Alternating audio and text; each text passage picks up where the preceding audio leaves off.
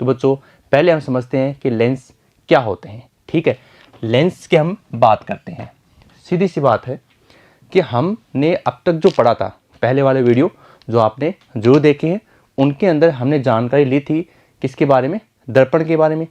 फिर दर्पण के बाद अपवर्तन की जो घटना आई थी उसमें लेंस का रोल अहम रहता है, क्योंकि लेंस जो होता है वो दो वक्र पृष्ठों से मिलकर बना होता है। एक पारदर्शी माध्यम होता है जिसके आर पार हमें दिखाई देता है। ठीक है, तो लेंस क्या होता है, जो दो वक्र पृष्ठों से घिरा होता है उसे लेंस कहते हैं। सिंपल सी परिभाषा है। अब मैंने कहा वक्र पृष्ठों से, ये लीजिए वक्र पृष्ठ हो गए। अब इन वक्र पृष्ठों को आप किस तरीके से मिलाते हैं वो डिपेंड करता है उसकी प्रकार पर कि लेंस कितने प्रकार के होते हैं। जैसे आप देख रहे हैं, अगर हम इसको ऐसा का ऐसा मिला दें तो एक टाइप तो ये हो गया, और एक इन्हीं वक्र पृष्ठों को हम ऐसे मिला दें तो दूसरा टाइप आपका ये हो जाएगा।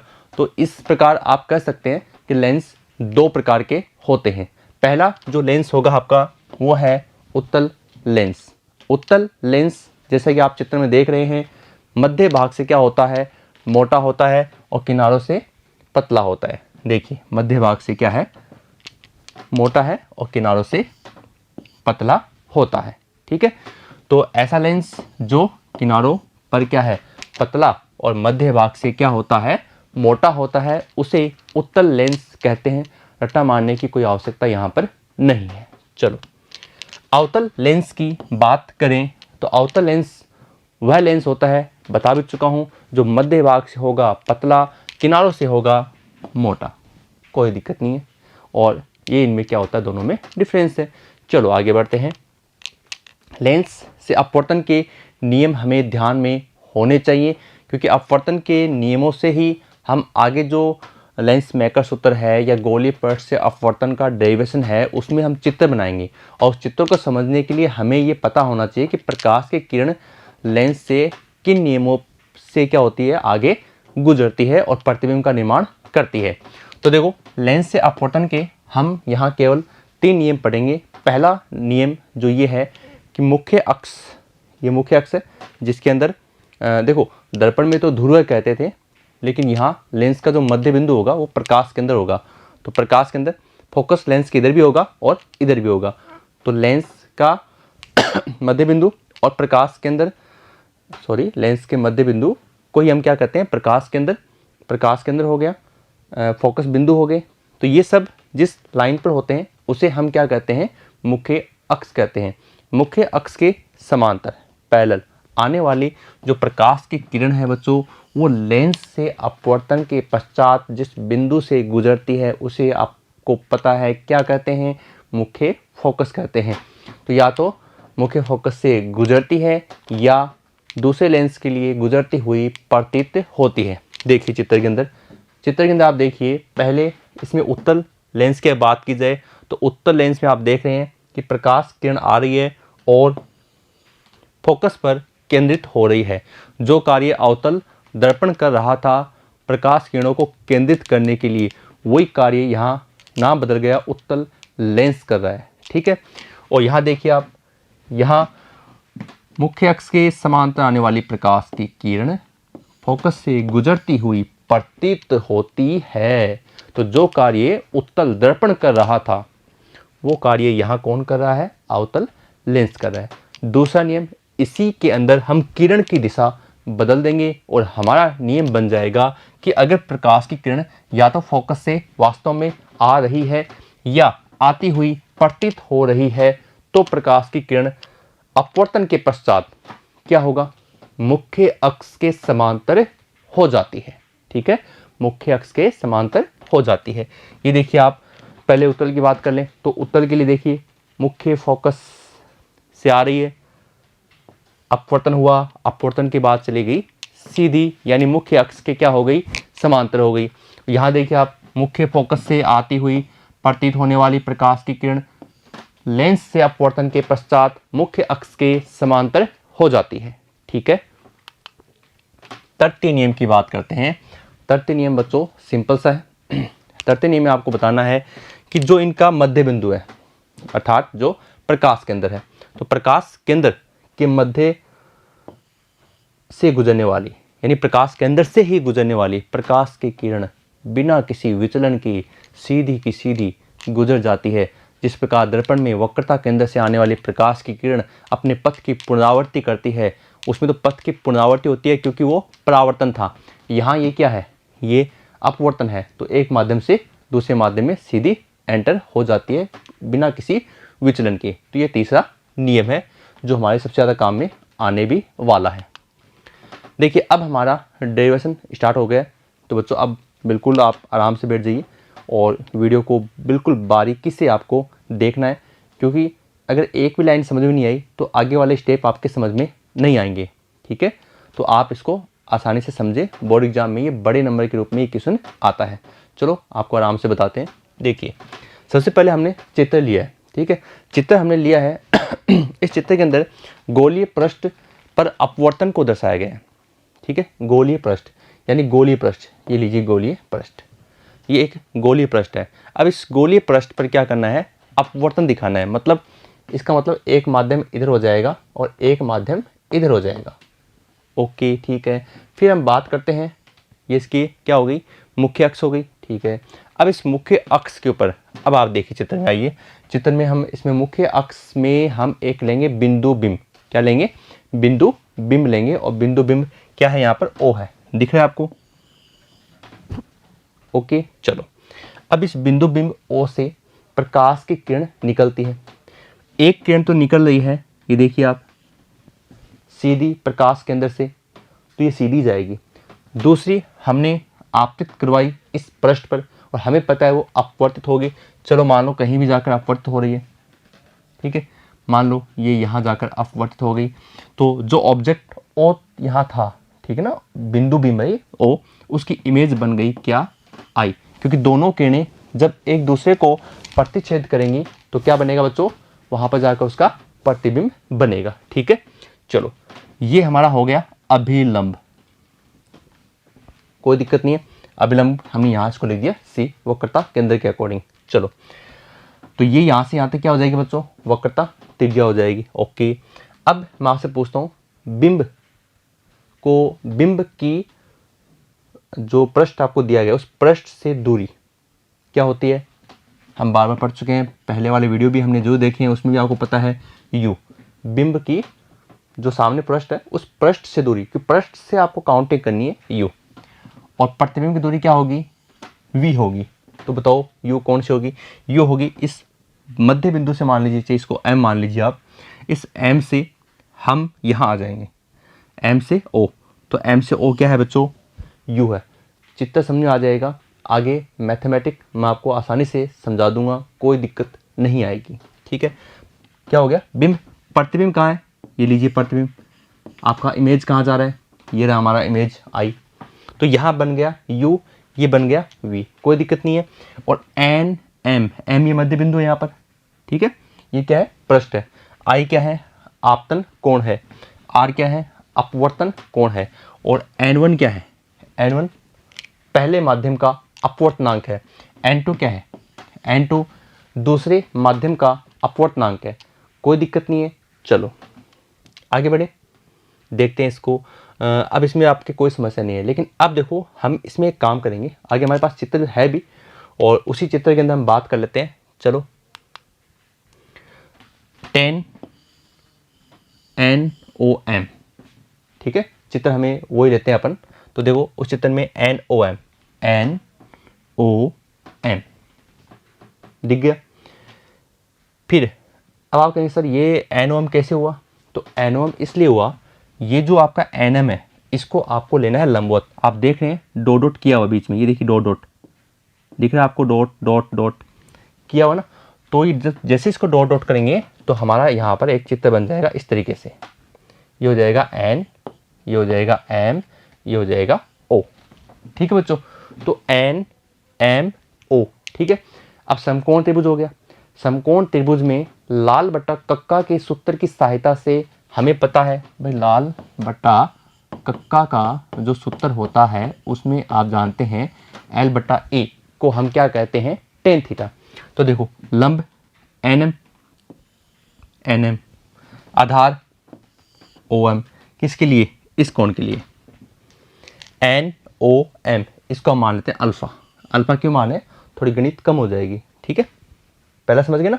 टेन थीटा, थीटा यहाँ पर क्या है, N O M, tan N O M, ठीक है, जिसको मैंने मान लिया टेन अल्फा, लंब बटा आधार, लंब बटा आधार, एक स्टेप, ये अपना पहला काम हो गया। ओके, दूसरा करते हैं। दूसरा देखिए एन एम, ये एम है, और ये हो गया अपना सी, और वापस क्या बन गया, समकोण त्रिभुज N C M, N C M. तो लंब दिख रहा है आपको, एन एम, आधार एम सी, ठीक है, तो N M upon M C, ठीक है। चलो इसको अपन मान लेते हैं बीटा। तो टेन कोण एन सी एम बराबर टेन बीटा बराबर लंब एन एम बट्टा आधार एम सी। ओके, फिर एक और देखिए, एन एम तो लंबवत है, एक और देखिए ये रहा यहाँ पर पूरा पूरा लेना यहाँ से यहाँ तक, इसको अपन मान लेंगे गामा, ठीक है। तो फिर से एन आई एम, तो समकोण त्रिभुज है, लाल बटा कक्का है, तो टेन एन आई एम बराबर टेन गामा, हम इसको ले रहे हैं, बराबर लंब हो गया एन एम बट्टा आधार हो गया आपका एम आई, तीनों मान हो गए। चलो तो देखो पहले एन ओ एम की बात की, क्या आ गया, टेन अल्फा एम एन बट्टा ओ एम, ठीक है। लेकिन ये मैथमेटिक करने से पहले आपको पता है कि जो द्वारक है, जो पृष्ठ है, उसको हमें क्या लेना होगा, लंबवत लेना होगा, ठीक है। इसी प्रकार से एनसीएम कर दिया टेन बीटा के रूप में M N upon M C, और टेन एन आई एम कर दिया टेन गामा के रूप में एम एन अपॉन एम आई। ये समझ गए, अब आपके आगे कोई दिक्कत नहीं आने वाली है, क्योंकि टेन अल्फ़ा की अप्रोक्सीमेट वैल्यू होती है अल्फ़ा, टेन बीटा की होती है बीटा, और टेन गामा की होती है गामा। और जब ये वैल्यू रखेंगे तो ये इक्वेशन दोबारा आ जाएंगी। देखिए ये इक्वेशन क्या आ गई, यहाँ पर दोबारा आ गई कि हमने जो पहले अल्फ़ा लिया था, ये अल्फ़ा माना था हमने, ये हमने बीटा माना था, और ये हमने लिया था यहाँ पर गामा। और अब हम इसको जब सॉल्व करेंगे तो देखो टेन अल्फ़ा अप्रोक्सीमेट अल्फ़ा कब, जब अल्फ़ा की वैल्यू क्या है, मिनिमम है। इसी प्रकार से बीटा और गामा की अगर बात की जाए, टेन बीटा टेन गामा, और सेम का सेम तीनों इक्वेशन रिपीट हो गई, ठीक है, जिससे हमारा काम थोड़ा आसान हो गया, ठीक है। अब देखो बच्चों, यहाँ तक तो चलो आप कहोगे सर हम कर लेंगे, समकोण त्रिभुज मानना है, अल्फ़ा बीटा गामा टेन की सहायता से उनकी वैल्यू निकालनी है, चलो हो गया। अब देखो, अब इसमें स्नेल का नियम आप यूज में लेंगे, और स्नेल का नियम आप जानते हैं साइन आई बटा साइन आर होता है, आई बटा आर। तो हमें आई की वैल्यू चाहिए, तो इस चित्र में आप ध्यान से देखिए कि आई हमें कहाँ मिलेगा। तो देखो आई हमें यहाँ मिल रहा है, तो ध्यान से देखेंगे ना, तो आई जो है ना वो इस एन ओ सी का एक त्रिभुज एन ओ सी का एक बहिष्कोण है, और बहिष्कोण का मान आपको पता है, उसके अंदर बनने वाले दो कोणों के अन्य दो कोणों के योग के बराबर होता है।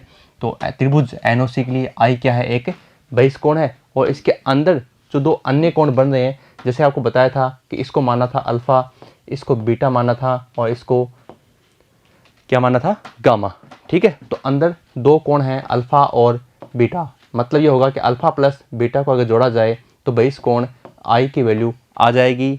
बिल्कुल मानते हो इस चीज़ को कि आई का मान क्या होगा, अल्फ़ा प्लस बीटा हो जाएगा बहिष्कोण प्रमेय के अनुसार।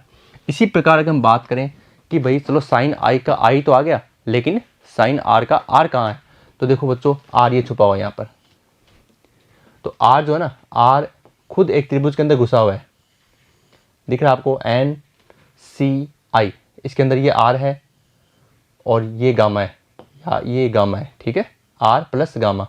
अगर आर प्लस गामा को जोड़ा जाए फिर से एक बहिष्कोण आ जाएगा, जिसको हमने पहले से मान रखा है बीटा, ठीक है। तो अंदर बनने वाले कोणों को हमने फिर से जोड़ा, तो बीटा बराबर आ गया आर प्लस गामा, और यहाँ से हमें तो वैल्यू किसकी चाहिए, हमें तो स्मॉल आर की वैल्यू चाहिए। तो स्मॉल आर की वैल्यू चाहिए तो बीटा माइनस क्या हो जाएगा, गामा हो जाएगा। चलो साइन आई का मान आ गया, साइन आर का आ गया। अब जिसकी बात कर रहे हो, जिसका इंतज़ार कर रहे हो, उसको लिख दो। किसका, स्नेल के नियम से भूमिका हमने बना दी, साइन आई की वैल्यू लेकर आ गए, सॉरी आई की वैल्यू लेकर आ गए और आर की वैल्यू भी हमने निकाल ली है। चलो तो देखो अब हमें पता है ये तो होता है स्नेल का नियम जो हमने पूरा लिख दिया है। साइन आई बट्टा साइन आर बराबर पहले माध्यम के सापेक्ष दूसरे माध्यम का अपवर्तनांक, जो हम पहले मान चुके हैं, पहले माध्यम का n1 है, दूसरे माध्यम का n2 है, इसलिए ये हो गया n2/n1। लेकिन जब हमें पता है, देखो इसको तो यहाँ लिख देंगे हम दोबारा, ठीक है। हमें पता है कि अगर साइन की जो न्यूनतम वैल्यू होती है थीटा के लिए, तो वो उसके अल्प मानों के लिए उनके थीटाओं के बराबर होती है। जैसे साइन आई का आई होता है, साइन आर का आर होता है, कोई दिक्कत नहीं है। तो देखो साइन आई और साइन आर में से साइन हट गया क्योंकि हम उनकी वैल्यू ले रहे हैं मिनिमम, ठीक है। न्यूनतम मानों के लिए हम बात कर रहे हैं, तो न्यूनतम मानों के लिए आई और आर का अनुपात देखिए वही स्नेल का नियम सेम है, बस साइन साइन हट गए यहाँ से। तो I/R बराबर n2/n1। अब ये आपके बहुत आसान हो गया। अब आगे कुछ नहीं है, गुणा भाग करने ध्यान से करते जाइए। देखिए अब मैं इसको क्रॉस करूँगा, तो क्रॉस का मतलब n1 को क्रॉस करूँगा किससे, I से, क्या आ जाएगा n1 I आ जाएगा। R को क्रॉस करूँगा किससे, n2 से, क्या आ जाएगा n2 R आ जाएगा। अब बताओ क्या करेंगे, अब हम ये करेंगे I का मान आपने निकाला अल्फ़ा प्लस बीटा, और गामा का भी हमने निकाल रखा है बीटा माइनस सॉरी आर का मान भी हमने निकाल रखा है बीटा माइनस गामा। तो दोनों मान एक तो आई की जगह रखना है और एक गामा की जगह सॉरी आर की जगह रखना है। तो देखो ये रख दिया हमने किसका मान, आई का मान। फिर हमने n2 बीटा माइनस गामा, ये किसका मान रख दिया, ये तो हो गया आई का और ये हो गया आर का, ठीक है। अब देखो बच्चों गुणा कर दो अंदर, n1 अल्फ़ा कोई दिक्कत नहीं है, n1 बीटा कोई दिक्कत नहीं है, n2 बीटा और फिर माइनस n2 गामा, ठीक है। अब देखो सेम सेम भाई भाई, तो सेम सेम भाई भाई है बीटा, ये देखो बीटा बीटा दिख रहा है, अल्फ़ा एक बार गामा एक बार बीटा दो बार, तो बीटा बीटाओं को मिला दो। तो देखो कैसे मिलाएंगे, n1 बीटा को उधर ले जाएं, इसको इधर ले जाएं, तो देखो ये आ गया, इसको इधर ले गए ना, तो n2 बीटा पहले से ये उधर जाएगा, प्लस का माइनस हो जाएगा, तो माइनस n1 बीटा हो गया। अब जब भाई आ गया तो इसका क्या काम, इसको इधर ले आओ, ठीक है। तो n1 अल्फ़ा और ये माइनस का इधर आकर क्या हो गया, प्लस का हो गया, और प्लस में क्या हो जाएगा n2 गामा हो जाएगा, ओके। अब देखो यहाँ से कॉमन आ गया n2 माइनस n1, क्या बचेगा, बीटा कॉमन आ गया, कोई दिक्कत नहीं है। चलो अब ये हमारी एक इक्वेशन बन गई।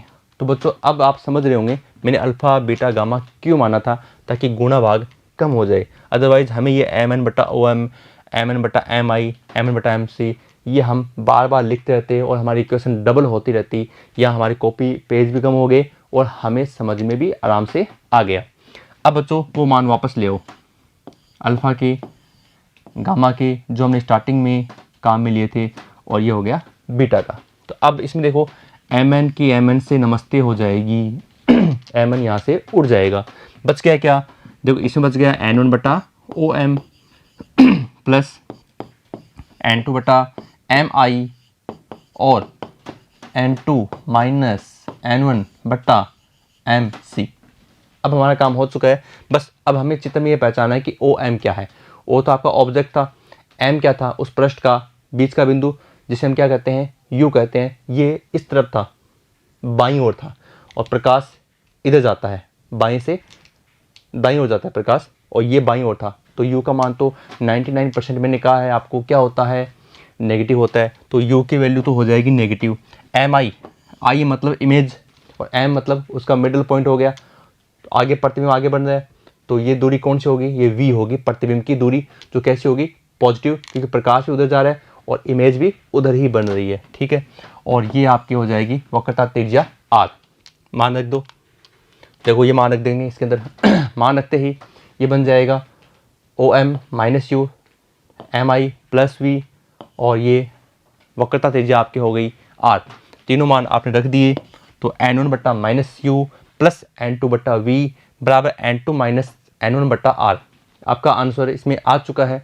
एक स्टेप और लेंगे, माइनस का स्टेप आगे ले जाएं तो कोई दिक्कत वाली बात बच्चों नहीं होती है। देखो इस प्रकार से माइनस यू था ना, उसको हम आगे ले गए, कोई दिक्कत नहीं है, ठीक है। और ये हमारा बन गया आंसर। तो बच्चों ये टॉपिक है जो है वो एग्जाम में जब आता है तो इस प्रकार से भी लिखा जा सकता है कि अपवर्तनांक और वक्रता त्रिज्या के पदों के रूप में एक गोलीय पृष्ठ से अपवर्तन के लिए संबंध प्राप्त कीजिए। तो बच्चों इस प्रकार से हमने ये पहला डेरिवेशन इस वीडियो का हमने सोल्व कर लिया है। नहीं समझ में आया तो आप वीडियो को दोबारा सुन लीजिए, जहाँ भी दिक्कत आ रही है उसे पॉज करके उसको पूरा उसका अध्ययन कीजिए।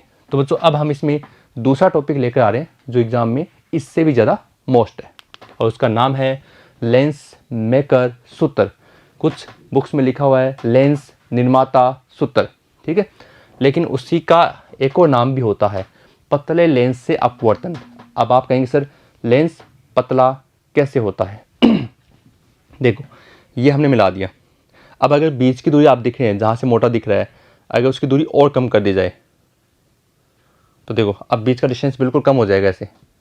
अब देखो अब ज़्यादा है, अब बीच की दूरी कम कर दी जाए तो जितनी डिस्टेंस आप कम करते जाओगे, यानी प्रकाश के अंदर के जितना पास आते जाओगे, लेंस उतना पतला होता जाएगा। वक्र पृष्ठों के बीच की दूरी मध्य भाग से कम कर दी जाए तो लेंस क्या बन जाता है? पतला बन जाता है। देखो गोलीय पृष्ठों से हमें पता है लेंस बनता है। ऐसे लेंस जो मैंने आपको बताया था कि उनकी सरफेस जो है, जो उनके तल हैं, उनकी दूरी बहुत ही कम होती है, और मतलब प्रकाश के अंदर बिल्कुल ही क्या होता है भाई, इसका प्रकाश के अंदर, इसका प्रकाश के अंदर, ये लीजिए पास में आगे, तो प्रकाश के अंदर उनके बिल्कुल अत्यंत समीप है, अत्यंत समीप है। तो उसे हम क्या कहते हैं बच्चों? पतला लेंस कहते हैं, पतले लेंस कहलाते हैं, ठीक है। ऐसा कोई पूछने वाला नहीं है, हमें तो लेंस मेकर की ही बात करनी है। कुछ बातें और हैं इसमें। पतले लेंसों के लिए गोलीय तल और प्रकाश के अंदर लगभग क्या होते हैं? लगभग एक ही पॉइंट पे होते हैं, क्योंकि बीच में उनको जितना आप पतला मानोगे उतना वो आदर्श पतला लेंस बनता जाएगा, ठीक है। इन बिंदुओं से प्रकाश किरण, जैसे आप जानते हैं कि प्रकाश के अंदर से अगर प्रकाश की किरण आती है तो बिना विचलन के सीधी निकल जाती है। और पतले लेंस से अपवर्तन कितनी बार होता है बताइए? कितनी बार होता है? 2 बार होता है। कैसे? देखिए ये लेंस हो गया, तो पहले अभी हमने पढ़ा गोलीय पृष्ठ से अपवर्तन, एक पृष्ठ से अपवर्तन, तो इसको N1 मान लीजिए, इसको N2 मान लीजिए, इसको N1 मान लीजिए। N1 मतलब हवा, N2 मतलब कांच, N1 मतलब हवा। तो पहले हवा से कहाँ जा रही है? कांच में जा रही है, फिर कांच से कहाँ जा रही है? हवा में। तो अपवर्तन कितनी बार हुआ? तो आप कहेंगे सर 2 बार हुआ, क्योंकि पहले वायु से कांच फर्स्ट, फिर कांच से वायु सेकेंड। तो इस प्रकार ये 2 बार इसमें क्या होता है? अपवर्तन होता है। अब हम हमारे टॉपिक पर आते हैं और इस डेरिवेशन की स्टार्टिंग करते हैं। बच्चों बिल्कुल प्यारा टॉपिक है, आपको ध्यान लगाकर समझना है, कोई समस्या आपके इसमें आएगी नहीं। पहले हम बात कर लेते हैं चित्र की। चित्र में देखो उभयोतल लिखा हुआ है। उभयोतल का मतलब होता है ये दोनों ही तल क्या है? उत्तल है, और दोनों का हमने मिला दिया, इसलिए इसको क्या कहते हैं? उभयोतल। उभय होता है दोनों, और दोनों उत्तल, तो दोनों उत्तल ही हुई, ठीक है। तो दोनों उत्तल हैं और इससे एक प्रतिबिंब बन रहा है। तो इसमें देखो इस डेरिवेशन में ज़्यादा कुछ है नहीं, लेकिन चित्र एक चित्र है, उस चित्र को फिर 2 भागों में तोड़ेंगे, यानी हमें 3 चित्र समझने हैं, और बस केवल दिमाग से समझना है, और इसमें आपकी कोई समस्या आएगी नहीं। देखो ये क्या है बच्चों? ये है बिंदु बिंब O। क्या है? बिंदु बिंब O। अब इस बिंदु बिंब O से प्रकाश की किरण एक तो चलेगी सीधी, कहाँ से? प्रकाश केंद्र से, और एक चली जाएगी लेंस के किसी भाग पर। तो हम देखते हैं कि एक किरण चलेगी सीधी जा रही है, ओके, और एक लेंस के किसी भाग पर जा रही है, और आगे जाकर ये अपनी क्या बना रही है? अपनी इमेज बना रही है। तो बिंदु बिंब O का प्रतिबिंब कहाँ बन गया? I बन गया, कोई दिक्कत नहीं है। चलो प्रतिच्छेद हो गई। अब कांच से बाहर जो माध्यम है उसको हमने मान लिया N1, कांच के अंदर जो है उसको हमने मान लिया N2, दूसरा माध्यम, और वापस पहला माध्यम रिपीट हो गया तो उसको हमने लिख दिया N1, ठीक है। चलो अब वस्तु कहाँ रखी हुई है? वस्तु ये O है, तो O इस मध्य बिंदु से रखी हुई है कहाँ पर? ये आपको पता है, बिंब की इस मध्य बिंदु से जो दूरी होती है वो क्या होती है? प्रकाश के अंदर से दूरी क्या होगी? बिंब की दूरी U, और इसका प्रतिबिंब जो बन रहा है उसकी दूरी क्या होगी? V होगी, ठीक है। लेकिन अब समस्या क्या होगी, समस्या ये होगी कि एक पतला लेंस 2 बार अपवर्तन करता है, तो हमें गोलीय पृष्ठ से अपवर्तन जो भी हमने पढ़ा है उस सूत्र से 2 समीकरण बनानी है। कैसे? पहले समीकरण बनेगी वायु से कांच में, पहली समीकरण आ जाएगी जो अभी हमने बनाई थी, और फिर सेकंड समीकरण बनेगी कांच से वायु में, ठीक है। तो इस प्रकार से 2 समीकरण बनेंगी, फिर उनको ऐड करके हमारा आंसर निकालना है। आया समझ में? तो इस चित्र में तो मुझे नहीं लगता कि आपकी कोई समस्या है, लेकिन अब इस चित्र को हम खोलेंगे। खोलने का मतलब ये होता है, जैसे आपको पता है कि आप मान लीजिए कि आप एक चश्मा लगाकर घूम रहे हैं, आराम से आप देख रहे हैं, ठीक है। अब चश्मे के ऊपर एक चश्मा और लगा दिया, तो पहले जितना दिख रहा था उससे क्या दिखेगा?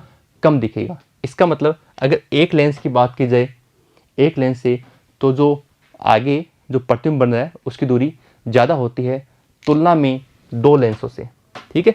तो इस बात को समझे आप। और एक और बात भाई, पहले पृष्ठ के लिए बिंब कौन है? O, ठीक है। अब O इस पहले पृष्ठ से क्या हो जाएगी? अपवर्तित हो जाएगी और एक इमेज बन जाएगी आई डैश मान लीजिए। अब वो जो पहला जो पृष्ठ है AP1B, वो इमेज आई बना रहा है, उस आई की इमेज फिर दूसरा पृष्ठ बनाएगा। तो इस पहले पृष्ठ के लिए इमेज बिंब क्या है? O है, लेकिन दूसरे पृष्ठ के लिए इमेज वो होगी जो इस लेंस से अपवर्तित हुई है, और जो अपवर्तित हुई है वो दूसरे पृष्ठ के लिए क्या हो जाएगी? बिंब हो जाएगी, और लास्ट में जाकर उसका आंसर, फाइनल आंसर प्रतिबिंब आता है। ऐसे समझ नहीं आ रहा? कोई बात नहीं, चित्र बनाते हैं। देखिए, वक्री पृष्ठ की शर्त पहले रिपीट कर लेते हैं। ये लीजिए, अभी पढ़ कर आए हैं जस्ट। N2/V माइनस N1/U बराबर N2 माइनस N1/R, ठीक है। V का मतलब प्रतिबिंब की दूरी, कहाँ से? मध्य बिंदु से। U बिंब की दूरी मध्य बिंदु से। R वक्रता त्रिज्या। अब इसको हम क्या करेंगे? उस चित्र को 2 भागों में तोड़ लेंगे, क्योंकि उस चित्र के अंदर एक में तो लिखा हुआ है AP1B, दूसरा है AP2B। तो हम क्या करेंगे? पहले AP1B की बात करते हैं, तो AP1B की और बाद में AP2B की। तो पहले, कोई दिक्कत नहीं, आराम से समझिए। AP1B, देखिए अब समझो इसको। AP1B, AP1B, हमने केवल एक पृष्ठ की बात की है, दूसरा पृष्ठ एक बार भूल जाओ, ठीक है। ये हवा दिख रही है आपको, अपवर्तनांक दिख रहा है N1, ठीक है। हमारी वस्तु कहाँ है? ये रही वस्तु O। अब हम इसकी डिस्टेंस में देखो, U और V तो हम मानते हैं, लेकिन U तो होती है स्टार्टिंग में और V होती है फाइनल, तो बीच में क्या मान है? इसलिए हमने यहाँ स्पेस रखा है एक। तो देखो, ये तो हमें पता है कितनी है बच्चों, ये हमारी है U, क्योंकि रियल ऑब्जेक्ट आपका यहाँ बैठा हुआ है। अब यहाँ एक इमेज बनेगी इसके बाद में, ठीक। अब वो कहाँ बनेगी? मान लेते हैं वो बन रही है, बताओ कहाँ माने? V1 मान ले क्या? चलो V1 मान लेते हैं, V1, ठीक है। मतलब पहले ऑब्जेक्ट का जो प्रतिबिंब है वो बन रहा है कहाँ पर? I1 पर बन रहा है। किसके द्वारा? पतले लेंस के पहले पृष्ठ के द्वारा, ठीक है। चलो अब देखो, इसमें एक चीज़ तो है U, कोई दिक्कत नहीं है। कैसी होगी? माइनस होगी, क्योंकि बाईं ओर है ना। देखो यहाँ बाईं ओर प्रकाश इधर से आएगा, और ये इधर है V1, ये प्रतिबिंब दूरी होगी। और एक क्या चाहिए? एक चाहिए वक्रता त्रिज्या। ये कैसी होगी? आगे की है ना, तो इसमें भी आपकी कोई समस्या नहीं आएगी। अब सूत्र में तीनों मान रख दो। देखो N2 बट्टा, पहले सूत्र में क्या था? V, क्योंकि हमने पहले पृष्ठ का लिया है तो क्या आ गया? V1 आ गया। बाद में बिंब दूरी क्या आ गई? U आ गई। वक्रता त्रिज्या हमने मान ली यहाँ पर R1, समीकरण 1, कोई दिक्कत नहीं। लेकिन अब सेकंड इक्वेशन में आप गलती कर जाओगे। क्यों? देखिए, N2 उस फॉर्मूले में जो आपका फॉर्मूला बताया गया था उसमें भी N2 ही था। N2 का मतलब होता है दूसरे माध्यम का अपवर्तनांक। हमने पहले माध्यम का अपवर्तनांक वायु था, इसलिए हमने उसका अपवर्तनांक लिया N1, तो दूसरे का ऑटोमेटिक क्या हो गया? N2, तो हमने as it as formula use में ले लिया। लेकिन जैसे हम अगला प्रश्न करेंगे तो अगले प्रश्न में क्या होगा बच्चों, अगले प्रश्न में ये जो आपका N2 है वो N1 बन जाएगा। कैसे, चलो बात करते हैं। या N1 N2 है, तो पहले माध्यम का अपवर्तनांक क्या है N1 और N2 क्या है दूसरे माध्यम का, और सूत्र में क्या लिखा हुआ था N2 लिखा हुआ था, तो N2 मतलब था दूसरे माध्यम का अपवर्तनांक। अब देखिए दूसरा प्रश्न, इस समीकरण में कोई दिक्कत नहीं है, सेकंड में दिक्कत आएगी। वो आप क्या होगा, उसमें N2 लिखा हुआ तो आपको N2 को N2 नहीं रखना। क्यों नहीं रखना, क्योंकि पहले वायु से कांच था, अब कांच से वायु है, तो पहले आप N1 से N2 में आ रहे थे, अब आप N2 से N1 में जा रहे हैं। तो N2 से जब N1 में जा रहे हैं तो पहला माध्यम तो आपका हो गया N2 और दूसरा माध्यम हो गया आपका N1। ठीक है, देखिए तो जब हम बात करें दूसरे गोलीय पृष्ठ AP2B के द्वारा, देखो अब हम वायु से कांच में आ गए। लीजिए कांच का अपवर्तनांक तो बदलने वाला नहीं है, N2 है, तो अब पहला माध्यम कौन सा है, अब यहाँ पहला माध्यम है N2। ठीक है, और दूसरा माध्यम कौन सा हो जाएगा N1। ठीक है, अब जैसे उसमें हमने U माना था, अब वो U तो रहा नहीं। क्यों नहीं रहा, क्योंकि U की इमेज कहाँ बनी थी V1 पर। मैं चित्र में दोबारा दिखा देता हूँ, ये लीजिए V1 यहाँ, और जैसे मैंने कहा चश्मे के ऊपर चश्मा तो दूरी कम हो जाएगी।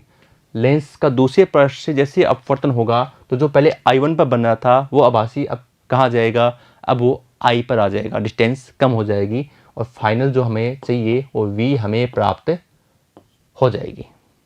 ठीक है, तो जहाँ U था वहाँ हम क्या काम में लेंगे V1। ठीक है, और जहाँ हमने V1 काम में लिया था वहाँ हम क्या काम में लेंगे V काम में लेंगे। जहाँ हमने R1 काम में लिया था वहाँ क्या काम में लेंगे R2 काम में लेंगे। ठीक है, और अपवर्तनांक वहाँ पहले माध्यम का N1 था, अब यहाँ पहले माध्यम का होगा N2। यही एक सबसे बड़ी समस्या है जिसमें आपकी दिक्कत हो जाती है और आपकी पूरी समीकरण गलत हो जाती है। और जहाँ N2 था दूसरा माध्यम, तो अब यहाँ दूसरा माध्यम वायु है तो उसका N1, भाई पहले N1 से N2 और अब N2 से कहाँ जा रहे हैं N1 में जा रहे हैं। तो अब देखो समीकरण में V के संगत क्या आ रहा है N1 और उसमें क्या था N2, यहाँ क्या है N1। क्यों, क्योंकि फाइनल आप कहाँ पहुँच गए वायु में पहुँच गए, तो दूसरे माध्यम का अपवर्तनांक यहाँ क्या हुआ, यहाँ हवा में आ गए तो N1 हो गया, दूसरे माध्यम का अपवर्तनांक N1। सीधी सी बात करूँ तो जहाँ 2 था वहाँ 1 करना है, जहाँ 1 था वहाँ 2 करना है, तो N1 बट्टा V माइनस N2 बट्टा V1। पहले U था यहाँ पर, कोई दिक्कत नहीं है। और ये देखो ये भी चेंज हो गए क्योंकि उसमें N2 माइनस N1 था और अब माध्यम बदल गया, भाई पहले वायु से कांच था अब कांच से वायु है, तो अब क्या हो जाएगा, अब N1 माइनस N2 कहाँ पहुँच गए वायु में, कितना है N1, कहाँ थे कांच में कितना था N2, तो N1 माइनस N2, ये समीकरण 2। अब आपकी कोई दिक्कत नहीं आएगी, और अगर फिर भी आ रही है तो एक बार वीडियो को वापस आप सुन लीजिए। अब देखो समीकरण 1 तो पहले बन गई, ये समीकरण 2 हो गई। अब इन दोनों को आप ऐड कर दीजिए। अब आप समझदार हो, आप इसको आराम से सॉल्व कर सकते हो। देखिए ये हमने इनको आपस में जोड़ दिया, इनको जब आपस में जोड़ोगे तो आप देखोगे मैंने एक बीच में एक V1 माना था, तो वो आप अगर आप कुछ और मानना चाहते हो तो मान सकते हो क्योंकि वो कटेगा। VDS भी मानते हैं कुछ, जैसे अभी N2/V1 माइनस N2/V1 कट गया। मेन चीज़ तो U और V की होती है, U और V बच गए ना। और आगे देखिए N2 माइनस N1 बटा R1, N1 माइनस N2/R2, कोई दिक्कत नहीं है। अब माइनस N1 बटा U ओके, प्लस N1 बटा V okay, N2 minus N1 बटा R1। अब इसमें चेंज कर दिया, इनको घुमा दिया। कैसे, माइनस कॉमन लेकर, यहाँ माइनस कॉमन ले लिया, दोनों घूम गए। माइनस कॉमन लेते ही जो प्लस का था वो माइनस हो जाएगा, जो माइनस का था वो प्लस का हो जाएगा। तो N1 हो गया माइनस का और माइनस N2 हो गया प्लस का अपॉन R2। माइनस कॉमन क्यों लिया, ताकि यहाँ से भी कॉमन बन जाए, पूरा इक्वेशन सोल्व हो जाए। ये देखो N2 माइनस N1 कॉमन आ जाएगा, और इनको प्लस का स्टेप पहले कर लो, N1 बटा V माइनस N1 बटा U ओके, बराबर N2 माइनस N1 हमने कॉमन ले लिया, क्या बच गया 1 बटा R1 माइनस 1 बटा R2 ओके।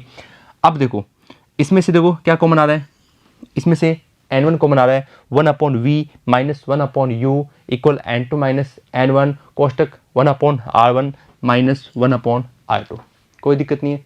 चलो आगे। अब देखो ये जो लिखा हुआ है यहाँ पर 1/v माइनस 1/u, इससे पहले यहाँ पर क्या था n1, उसको हम इधर ले गए बट्टा में, कोई दिक्कत नहीं है। और ये जो आप u देख रहे हैं, अगर आपको पता है कोई वस्तु अनंत पर रखी हुई है, मैं बता चुका हूँ वो पहले भी, तो उसका प्रतिबिंब कहाँ बनता है, अनंत वाले का फोकस पर बनता है, आपको ये अच्छे से पता है। तो u अनंत तो v f, तो 1/, ये क्या हो जाएगा अनंत हो जाएगा, और 1/, अनंत को हम कहते हैं 0, तो क्या बचेगा 1/v की जगह आ जाएगा f, तो ये बचेगा केवल 1/f जो हमें निकालना था। आगे की बात करें तो देखो n1 इसके नीचे भी है और इसके नीचे भी है, मतलब n2/n1 और n1/n1, ठीक है। तो n2/n1 सेम है और ये हो गया आपका 1, ठीक है। और n2/n1 को हम क्या कहते हैं n21 -1, और ये आ गया सेम का सेम। और यही हमारा क्या है बच्चों, आंसर है, लेंस मेकर सूत्र है, जो आपके बड़े काम की चीज़ है, ठीक है। थोड़ा सा और आगे बढ़ते हैं इसमें, क्योंकि हम बात करते हैं पतले लेंस के लिए। तो देखो अब लेंस मेकर सूत्र तो हमने बना लिया, लेकिन हम उसमें एक इक्वेशन करके आए हैं, कौन सी, कि 1/v माइनस 1/u, ठीक है। और यहाँ पर n था, n को तो हमने हटा दिया। अब देखो हमें पता है कि जब u को हम कर देंगे अनंत तो v हो जाएगा f, 1/f। तो इसका मतलब 1/v minus 1/u equal 1/f, या फिर समीकरण 3 और 4 की तुलना कर दीजिए ना। आप पीछे देखिए, आप समीकरण 3 और 4 की तुलना करोगे ना, तो ये स्टेप तो यहाँ से कट जाएगी, बचेगा क्या 1/v माइनस 1/u बराबर आ जाएगा 1/f। तो ये क्या बन जाएगा, इसको हम कहते हैं पतले लेंस का सूत्र कहते हैं, ठीक है। अब ये हम पहले पढ़ चुके हैं कि किसी भी इमेज की हाइट और उसके ऑब्जेक्ट की हाइट, प्रतिबिंब की हाइट ने कहा बिंब की हाइट से कि बता कितना है, दोनों ने अपना अनुपात निकाला और वो क्या हो गया, उसका आवर्धन हो गया, किसका, लेंस का हो गया। और आवर्धन के लिए आपको पता है भाई, प्रतिबिंब हमने मान लिया h डैश और बिंब की हाइट हमने मान ली h और बराबर v/u, ठीक है। अब उत्तल लेंस के लिए ये आवर्धन होता है पॉजिटिव और अवतल लेंस के लिए ये आवर्धन होता है नेगेटिव। क्यों, क्योंकि आभासी जो प्रतिबिंब होते हैं, जो आभासी जो प्रतिबिंब बनेंगे ना, उनके लिए क्या होगा, ये पॉजिटिव होगा, और जो वास्तविक और उल्टे प्रतिबिंब होते हैं उनके लिए नेगेटिव होगा, क्योंकि उल्टे प्रतिबिंब नीचे की ओर जाते हैं ना और एक इमेज ऊपर की ओर है, तो प्लस माइनस का खेल हो गया। आभासी प्रतिबिंब में m पॉजिटिव होगा, क्यों होगा, क्योंकि m पॉजिटिव है तो इसका मतलब बिंब और प्रतिबिंब दोनों क्या हैं, ऊपर की ओर बन रहे हैं। चलो ये बात हो गई हमारे लेंस मेकर सूत्र की। अब इस लेंस मेकर सूत्र को कुछ और कंडीशन भी हैं, उन कंडीशन की भी हम बात कर लेते हैं, जिसमें से पहली कंडीशन है कि R1 तो क्या है पॉजिटिव, किसके लिए, उत्तल के लिए। मैं आपको समझाता हूँ। देखो प्रकाश आएगा इधर से, R1 किधर है, ये R1 हो गई, R2 किधर है, ये R2 हो गई, ठीक है। त्रिज्या, इसकी त्रिज्या इधर, इसकी त्रिज्या इधर, ठीक है।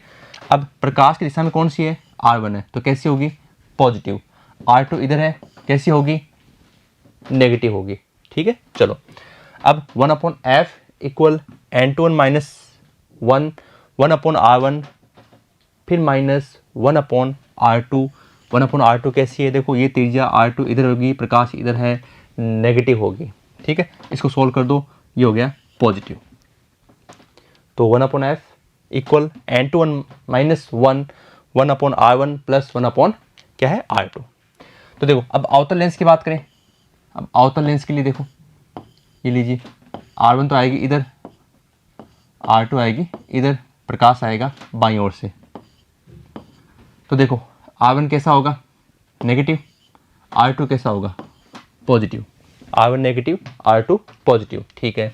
1/f equal n21 minus 1 1/ minus R1 minus 1/r2। चलो अब माइनस कॉमन दोनों में से ले लिया, क्या बच गया, 1/r1 प्लस 1/r2, बस दैट्स ऑल। दोनों माइनस, इसमें माइनस है, इसमें माइनस है, कॉमन ले लिया, ये प्लस हो गया, बस। अब है उभयोतल, जो हम पढ़ कर आए अभी। तो उभयोतल वापस सेम वही कंडीशन है, उभयोतल दोनों उत्तल है, तो R1 प्लस ये माइनस प्रकाश आ रहा है बाईं दिशा में। तो देखो 1/f बराबर n21 minus 1/r minus minus r और ये हमने सॉल्व कर दिया इसको, ये आ गया। अब इसमें चेंज क्या किया हमने, चेंज हमने क्या है R1 और R2 दोनों क्या किया है, बराबर लिए है। तो देखो R और R दोनों बराबर है, तो दोनों बराबर लगभग बराबर ही होती है भाई। तो ये लघुत्तम ले लो आप, इसका क्या आ जाएगा 1 + 1 अपॉन R 2 अपॉन R, ठीक है। और गुणा में क्या आ गया N2 - 1। और अब अगर ये मान लिया जाए कि वायु से कांच में जा रहे हैं आप, कहाँ से, वायु से कांच में जा रहे हैं, तो हमें पता है वायु का तो होता है अपवर्तनांक 1, हालांकि 1.00 समथिंग होता है वो, बट हम ऑलमोस्ट कैलकुलेशन में 1 ही मानते हैं, और कांच के लिए 1.5। तो हमें क्या करना है N2 में क्या करना है N2 अपॉन N1, तो 1.5 बटा 1 क्या आ जाएगा 1.5 माइनस 1, तो हो गया आपका 0.5। अब 0.5 को आप क्या कर देंगे गुणा 2 बट्टा में क्या आ गया R आ गया। अब 0.5 को गुणा 2 से कर दें, तो ये इसको सोल्व करते ही क्या आ जाएगा भाई, ये तो आ गया 1/f बराबर 1/r, तो ये हो गया f बराबर +r। अब इसी का उल्टा प्रोसेस है, उल्टा कैसे, उभयावतल, उभया मतलब उभय दोनों, दोनों क्या है अवतल है। अब अवतल है तो R1 तो हो गया आपका नेगेटिव और R2 हो जाएगा पॉजिटिव, ठीक है, प्रकाश बाईं ओर से। तो इसको सोल्व करते हैं सेम तरीके से, माइनस कॉमन आ जाएगा, माइनस कॉमन आ जाएगा तो अपना यहाँ भी क्या आ जाएगा माइनस आ जाएगा, ठीक है। और वापस वही कंडीशन ले लें कांच के लिए, वायु से कांच में आ रहे हैं, सोल्व करेंगे बस लास्ट में जाकर क्या आ जाएगा एक माइनस आ जाएगा, इसलिए कोई दिक्कत आपके इसमें आने वाली नहीं है, ठीक है। और साथ में ये ध्यान रखना, आप किसी द्रव में अगर लेंस को हम क्या करते हैं बच्चों डुबो देते हैं तो उसकी फोकस दूरी बढ़ जाती है और उसकी क्षमता कम हो जाती है, ठीक है। तो बच्चों अब इसमें देखते हैं आने वाले क्वेश्चन। तो ये क्वेश्चन जो बच्चों मैं आपको बता दूं फिर से, हम क्वेश्चन साथ साथ ही कर रहे हैं, क्वेश्चन साथ साथ में ही कर रहे हैं, इसलिए आप ये मत सोचना कि हम अलग से कोई वीडियो उसमें क्वेश्चन का लेकर आएंगे, ऐसा नहीं है। क्योंकि टॉपिक अगर आप साथ साथ में सोल्व करते हो तो उसके फॉर्मूले आपके दिमाग में फिट हो जाते हैं, तो न्यूमेरिकल भी आप जल्दी से उनके ऊपर कर लीजिए, क्योंकि फॉर्मूला आपके याद हो चुका है, गोली पृष्ठ से अपवर्तन और लेंस मेकर सूत्र। देखिए उदाहरण 6 अपनी बुक का, ये वायु में रखे किसी बिंदु स्रोत से प्रकाश कांच के किसी गोली पृष्ठ पर पड़ता है, n का मान हमें दिया हुआ है 1.5, वक्रता त्रिज्या है 20 सेंटीमीटर, प्रकाश स्रोत की कांच के पृष्ठ से दूरी 100 सेंटीमीटर है, प्रतिबिंब कहाँ बनेगा। चलो बात कर लो, देखो n2 का मान भाई क्या क्या वैल्यू दी हुई है वो समझ लो एक बार। देखो कहाँ से, वायु से किस में आ रही है कांच में, तो कांच का तो हो गया 1.5 हमें पता है, वक्रता त्रिज्या आपको दी हुई है 20 सेंटीमीटर ये रही, ठीक है 1.5 हो गया, और पृष्ठ से दूरी है 100 सेंटीमीटर, तो u 99% माइनस ही होता है, जहाँ प्लस आएगा वहाँ मैं आपको बता दूंगा। तो हमें निकालना कहाँ है, इमेज कहाँ बनेगी, ठीक है। सब कुछ सारा खेल सेट हो गया, सेट हो गया। तो यहाँ लिखा हुआ देखो गोलीय पृष्ठ, ठीक है, गोलीय पृष्ठ पे आ रहा है, वायु की बात कर रहा है, कांच की बात कर रहा है, मतलब वायु से कांच में अपवर्तन की बात कर रहा है, तो गोलीय पृष्ठ से क्या हो जाएगा अपवर्तन का सूत्र काम में लेना है, दूसरे माध्यम का अपवर्तनांक बट्टा प्रतिबिंब की दूरी माइनस पहले माध्यम का अपवर्तनांक बट्टा बिंब की दूरी बराबर दोनों का अनुपात किसका अपवर्तनांकों का बट्टा वक्रता त्रिज्या। अब हमें मान रखना है, देखो n2 का मान, ठीक है, n1 का मान, n1 का मान कितना होगा बच्चों 1 होगा, ठीक है। इसको सॉल्व कर लेते हैं चलो। तो देखो n2/v कोई दिक्कत नहीं है, माइनस एक कहाँ से आ गया, एक है n1 का मान हवा का वायु का, और ये माइनस 100, ठीक है। अब हम इसको सॉल्व कर लेते हैं, तो बराबर 1.5 माइनस 1 20, ये हो गया आपका n2 माइनस n1, कोई दिक्कत नहीं है। चलो अब ये हो गया आपका 1/100, ये हो गया 0.5/20, ठीक है। अब क्या करें, हमें तो मान निकालना v का, तो 1/100 को ले गए आगे की ओर, ये आ गया इसमें माइनस में 0.5/20 माइनस 1/100। अब 20/100 है, इसका आप पॉइंट हटा दीजिए, तो हो जाएगा 5/200। यहाँ से इसके आप ले लो लघुत्तम, कितने आ गए 200, 200 लघुत्तम आ गए, फिर आप इसको सोल्व कर दीजिए, दोबारा देखिए 200 है और ऊपर क्या है 5 है, ठीक है, तो हो गया 5 - 2 हो गया। अब इसको सोल्व करके बच्चों हम निकाल देंगे v की वैल्यू जो आ गई कितनी आगे बच्चों, इसको सोल्व करेंगे ना, ये आ गया 0.5, ये आ गया आपकी 100 सेंटीमीटर। सिंपल सा सवाल था, केवल हमें मान रखने थे, n2 1.5 कर देना और n1 कर देना 1, और फिर ये आप कर सकते हो। तो इमेज कहाँ बनेगी, इमेज बनेगी 100 सेंटीमीटर की दूरी पर। कोई जादूगर बच्चों खेल दिखाते समय क्या करता है, एक 1.47 अपवर्तनांक का एक कांच के लेंस को किसी द्रव से भरी द्रोणिका पात्र में डालकर क्या करता है, उसको अदर से कर देता है, गायब कर देता है। द्रव का अपवर्तनांक क्या होगा, क्या यह द्रव जल हो सकता है? देखो, लेंस को द्रव में मिलाने के लिए कम से कम इतना तो होना चाहिए भाई, जितने 5 उंगलियां हम संगम मिला रहे हैं तो 5 के 5 से बंद बन रहे हैं, ठीक है। तो जिसमें आप मिलाना चाहते हो तो कम से कम दोनों का अपवर्तनांक क्या होना चाहिए मिलने के लिए। अगर दोनों का जब भी मिलन होगा तो दोनों, जैसे ये 5 उंगलियां पंजा बना लेंगे, ठीक है। तो 5 5 मिल गए ना। उसी प्रकार से जब आप मिला रहे हो किसी लेंस को, कांच को लेंस में मिला रहे हो, तो दोनों का अपवर्तनांक क्या होना चाहिए, समान होना चाहिए। तो चलो देखते हैं अगर समान होता है ना तो फोकस दूरी भी क्या होती है, अनंत होती है। कैसे? जब n1 और n2 का मान क्या होता है बच्चों, n के बराबर होता है। तो सूत्र हमारा है ही, एक बटा है बराबर n2 upon n1 minus 1 upon r1 minus 1 upon r2। आगे कुछ नहीं करना। n2 n1 की वैल्यू क्या है, सेम है, तो 1/1, ये कट गया, ये 1 माइनस 1 क्या आ गया, 0, और 1/f बराबर 0। अब सारा 0 नहीं होगा, उल्टा करो इसको, तो f बराबर हो जाएगा 0/1 था ना, अब हो जाएगा 1/0, क्या हो जाएगा, इन्फिनेटिव, अनंत हो जाएगा। अब अनंत होने का मतलब है कि समतल दर्पण की फोकस दूरी क्या होती है, अनंत होती है। तो अगर दोनों का अपवर्तनांक बराबर है तो जिस द्रोणिका में आपने उसको मिलाया है उसकी सतह पर हमें हमारा प्रतिबिंब दिखना चाहिए, अर्थात वो जो सतह है वो समतल दर्पण की तरह कार्य करेगी। लेकिन वो कह रहा है कि उसने तो गायब ही कर दिया, तो गायब कर दिया इसका मतलब वो जल तो नहीं हो सकता। क्यों? क्योंकि जल का अपवर्तनांक तो 1.33 होता है, इसलिए ये कोई अन्य पदार्थ है। संभव है कि वो द्रव क्या है, ग्लिसरीन है, जिसका अपवर्तनांक 1.47 है। ठीक बच्चों, क्योंकि अगर इन्फिनिटिव अगर है तो वो समतल बनेगा, समतल दर्पण की तरह कार्य करेगा, जबकि उसने तो गायब कर दिया। तो गायब कर दिया तो इसका मतलब वो द्रव जल नहीं है, क्योंकि जल का अपवर्तनांक 1.33 होता है। हो सकता है वो द्रव क्या है, वो ग्लिसरीन है। ठीक है बच्चों, चलो उदाहरण एक और है। इस उदाहरण में बच्चों एक छोटी सी बात है कि पहला जो सवाल है f बराबर प्लस 0.5 मीटर फोकस दूरी दी हुई है और लेंस की क्षमता पूछ रखी है। तो लेंस की क्षमता हम अगले वीडियो में पढ़ेंगे, लेकिन ये पूरा क्वेश्चन एक साथ बना हुआ था लेंस मेकर के ऊपर, इसलिए हमने इसको यहाँ पर शामिल कर लिया है। ठीक है, फिलहाल तो हम इसको इन शॉर्ट छोटा सा करके आपको बता देंगे, लेकिन अगले वीडियो में हम लेंस की क्षमता के बारे में विस्तार से जानेंगे और समझेंगे। तो फिलहाल हम बात करते हैं इस क्वेश्चन की। तो पहले में तो पूछ रहा है लेंस की क्षमता, सेकंड क्वेश्चन में आपसे पूछ रहा है अपवर्तनांक, जबकि आपको दिया हुआ क्या है, वक्रता त्रिज्या दी हुई है, ओके, फोकस दूरी दी हुई है। बिल्कुल, जब सारा दिया हुआ तो आगे तो कोई दिक्कत नहीं है। और फिर अगला जो सवाल ना वो कंपेरिजन सवाल है, उसमें से आपको जल की फोकस दूरी निकालनी है। चलो बात करते हैं पहले सवाल की।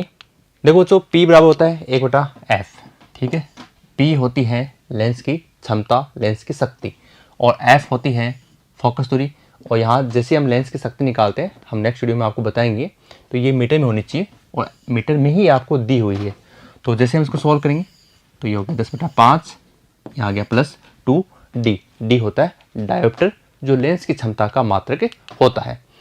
अब देखिए उभयोत्तल लेंस, उभयोत्तल लेंस की हम बात कर चुके हैं। ये लीजिए उभयोत्तल लेंस।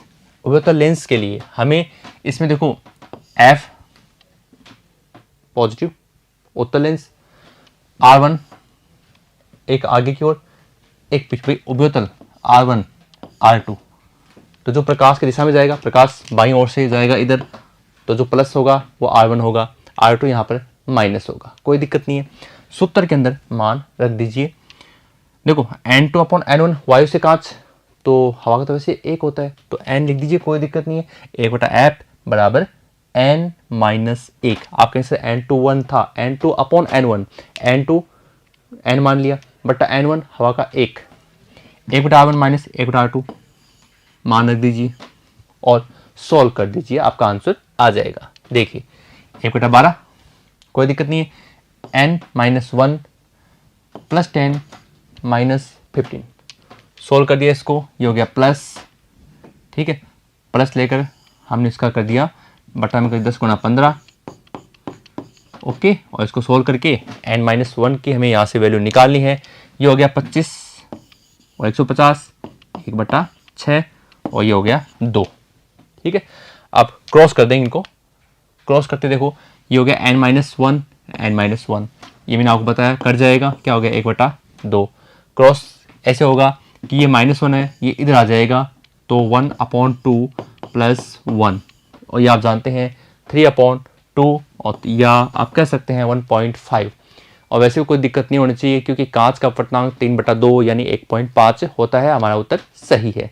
चलो इसी के अंदर तीसरा सवाल है जो आपकी दिक्कत करेगा थोड़ी सी, लेकिन दिक्कत होने नहीं देंगे। देखो कैसे, FA मतलब हवा में फोकस दूरी दी हुई है पहले से 20 सेंटीमीटर। FW जो आपको सोल्व करनी है, W यानी वाटर, पानी में फोकस दूरी, ठीक है। लेकिन हमें पता है कि पानी WA यानी हवा के अकॉर्डिंग पानी का अपवर्तनांक 1.33, ठीक है। G यानी ग्लास, तो हवा के सापेक्ष ग्लास का 1.5 है, ठीक है। अब देखो फर्स्ट कंडीशन, तो फर्स्ट कंडीशन में हम वायु से कांच में जा रहे ना, तो 1/FA मतलब FA का मान आएगा, ये लीजिए, ओके। N2/N1 तो 1.5 N2 बट्टा हवा से कांच में जा रहे हैं तो हवा का हो गया 1, तो 1.5 बटा 1 कितना होगा, 1.5 ही तो होगा, ठीक है। -1 R1 की वैल्यू R1, R2 की वैल्यू R2, क्योंकि हमें मान नहीं दिए हुए हैं R1 और R2 के, तो ये हम इसको सोल्व करेंगे। तो 1.5 - 1 कितना आएगा, 0.5 आएगा, और हमारी पहली इक्वेशन हमें मिल जाएगी, ठीक है। फिर देखो अब ये पानी के अकॉर्डिंग बात कर रहे हैं, ठीक है। तो पानी के अकॉर्डिंग बात कर रहे हैं तो FW जो हमें निकालनी है, ठीक है। N2 1.50 कांच का अपवर्तनांक, कांच को पानी में डुबो दिए, ठीक है। तो कांच बटा पानी, पानी का 1.33 -1, और ये हमें पता ही नहीं है तो सेम का सेम रख दो, क्योंकि वैसे हम इसको भी इक्वेशन में कन्वर्ट करेंगे। अब देखो एलसीएम लघुत्तम लेकर सोल्व करेंगे, 1.33 का एलसीएम तो ये सेम ही आएगा 1.33, फिर इसको सोल्व किया तो ये आ गया, देखो कोई दिक्कत नहीं है, ठीक है। अब देखो हमें क्या करना है, ये समीकरण 1 है, ये समीकरण 2 है, भाग देना है। तो देखो 1/20, ओके, बटा 1/FW, तो FW चौथे स्टेप में आ गया तो ऊपर चला जाएगा, ठीक है। और ऐसे ये सोल्व करना है, 0.5 बट्टा 1.50 माइनस 1.33 बट्टा 1.33, तो 1.33 कहाँ जाएगा, ऊपर आ जाएगा, 0.5 के गुणा में आ जाएगा, ठीक है। और ये कट जाएंगे और हमारी इक्वेशन आ जाएगी कुछ इस प्रकार से, ये लीजिए, समझ गए ना भाई। इसका कैसे हो जाएगा, 1/20 1/FW, देखो अब ये ऊपर जाएगा तो ये आ जाएगा FW/20, ठीक है, कोई दिक्कत नहीं है। अब बच्चों ये 20 को भेज दो इधर, ये भेज दिया। अब क्या करेंगे, गुणा कर देंगे, और गुणा करके बच्चों जब इनको भाग दे रहे हैं अपन तो ये हमारा आंसर आ रहा है +78.2 सेंटीमीटर। ये न्यूमेरिकल देखने में हार्ड जरूर है, लेकिन अभी आपने किया है, आपने इसको आराम से समझा है, कोई दिक्कत आपके इसमें नहीं आएगी। बच्चों किताब का क्वेश्चन है और एग्जाम में आया हुआ है, बहुत ही शानदार क्वेश्चन है। समझो अपवर्तनांक कितना है, 1.55, ठीक है। कांच के दोनों फलक समान वक्रता त्रिज्या मतलब R1 और R2 का मान क्या है, बराबर, ठीक है। उभयोतल लेंस है, और भी अच्छी बात है। 20 सेंटीमीटर क्या है, फोकस दूरी का लेंस है, F का मान है। तो अपेक्षित वक्रता त्रिज्या क्या होगी। अब जो सूत्र ना, सूत्र में सेम का सेम जैसे इसने कहा ना वैसे वैसे मान रख दो आप, क्योंकि सूत्र दो ही आए इसमें, एक तो गोलीय प्रश्न अपवर्तन और एक लेंस मेकर सूत्र। तो यहाँ हम काम में लेंगे लेंस मेकर सूत्र, क्योंकि वक्रता त्रिज्या दोनों समान है।